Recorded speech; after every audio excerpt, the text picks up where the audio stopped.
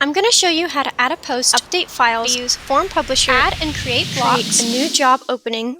Cave Consulting, transforming the way you work.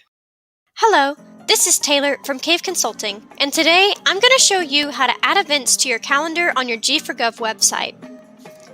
As you can see, here is a website calendar, and here's an event.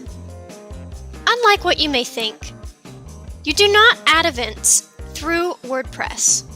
You don't use this edit button and you don't go to your dashboard.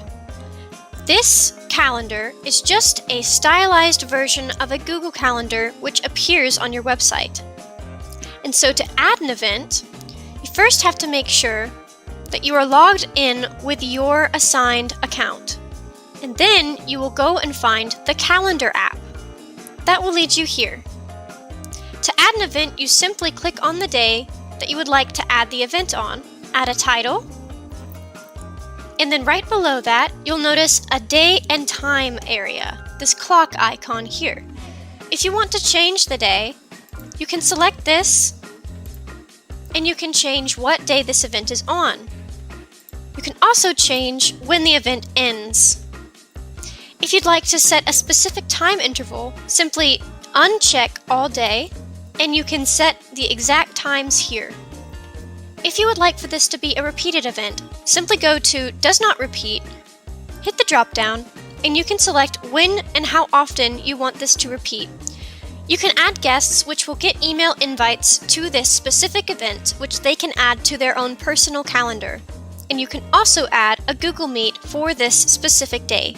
Adding a location is important. On your website, when you select an event, and click See More Details, you will be able to navigate with Google Maps to wherever the event is, as you can see here. If you're creating a specific event, such as a city council meeting, and you want to link a file or folder, you can add a description that links to whatever file or folder you need on your Google Drive. This will link to the current agenda folder, which I can find, once again, in the assigned Google account by going through and finding the current agendas folder. I right-click, get the link, copy the link, and then go back here. Make sure the text you would like linked is selected, then go to Insert Link, paste the link, and now this event will have a direct link to the current agenda folder. All repeating events of this will maintain this same description, and so you do not have to rewrite a description each time. Last, you will notice here that this says Clifton Support.